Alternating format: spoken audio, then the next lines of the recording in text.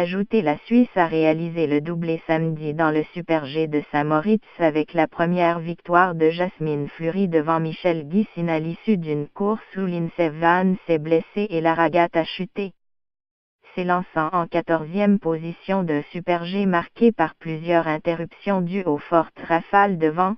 Fleury, en 1 minute 02,59 s, a délogé de la première place sa compatriote Michelle Gissine, qu'elle a devancé de 10 centièmes. À 24 ans, Fleury signe ainsi son premier succès en Coupe du Monde. Je n'y crois pas encore. Rai essayait d'être la plus agressive possible et de garder de la vitesse. J'avais du soleil, pas de vent, donc Rai eut de la chance, d'autres en ont eu moins, a-t-elle ajouté. Tina Weiretar, la skieuse du Liechtenstein, qui visait un 3e succès d'affilée dans la spécialité, a pris la 3e place à 16 centièmes. Alors que Weiretar s'entraîne avec l'équipe de Suisse, Gissine, en pleine réussite en ce début de saison avec une 3e place dans la 2e descente de Lac Louise, a salué un podium presque entièrement suisse, car Tina, la reine du Super G, est 3e. Van Aert et l'américaine Lindsey Vonn, qui s'était élancée en 4e position, a terminé son parcours mais s'est blessée, semblant souffrir du bas du dos. Elle a signé le 24e temps final. Longtemps allongée sur le côté à l'arrivée, la blonde américaine a eu du mal à se relever. Courbée, elle a pu difficilement rejoindre la tente médicale où un médecin l'a examinée.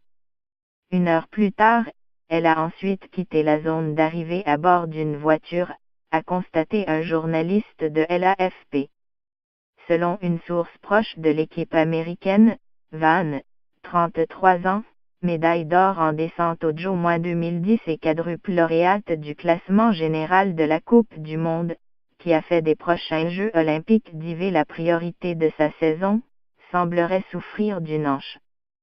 Vonn connaît un début de saison délicat après une lourde chute, apparemment sans gravité, il y a une semaine dans la première descente de Lac Louise. La Suissesse Lara Gatt a elle lourdement chuté samedi mais a pu se relever sans encombre. La Tessinoise s'était blessée à un genou sur cette même piste en février dernier lors des mondiaux. L'autre américaine, Mikaela Shiffrin, ultra dominatrice sur le continent nord-américain en ce début de saison, a signé son plus mauvais classement de la saison, à la 20e place, à un sec 37e de Jasmine Fleury. En tête du classement général de la Coupe du Monde, Shiffrin, spécialiste des épreuves techniques, avait créé la surprise en remportant la descente de Lac Louise devant l'Allemande Victoria Rebensburg et Michelle Gissine. Dimanche, les skieuses disputeront le combiné que la Fédération internationale de ski, FI, avait annulé vendredi en raison du brouillard.